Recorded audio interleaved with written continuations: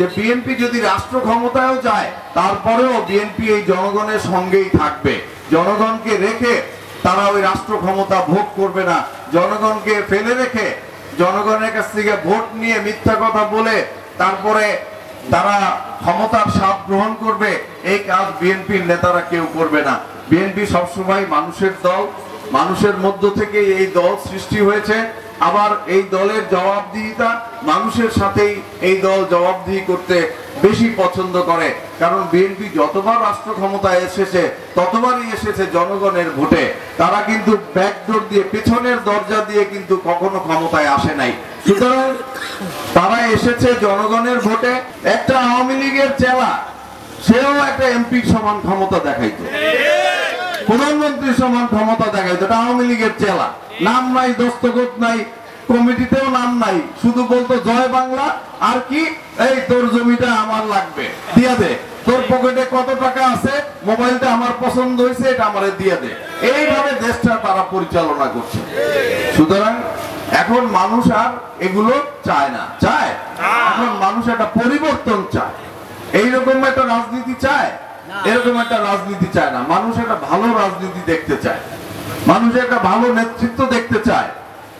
মানুষের ভয়ে যেন মানুষ, এমপির ভয়ে যেন মানুষ, সাধারণ মানুষ ভয়ে না কাঁপে।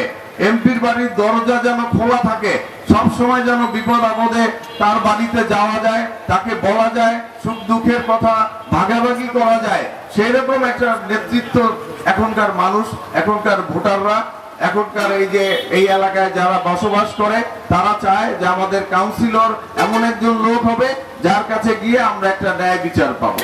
আমাদের আজকেই বলে গেলাম যে আপনারা আমার কথা বিশ্বাস করেন, আমরা যদি নির্বাচিত হই, আমাদের দলের যেই নির্বাচিত হোক, আমরা এখানে কোনো জুলুম অন্যায় করতে দিব না।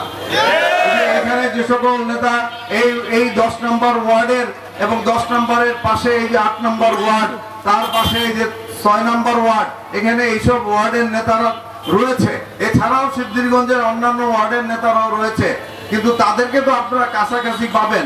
10 নম্বরের এই যে নেতা লেকু সহ এই যে এখানে অনেকে রয়েছে, এই যে ফয়সাল, এখানে আমাদের উকিল বুয়াও এই ওয়ার্ডেরই অর্ধেক বলা যায় এই ওয়ার্ডের লোক, আর অর্ধেক হলো 6 নম্বর ওয়ার্ডের লোক।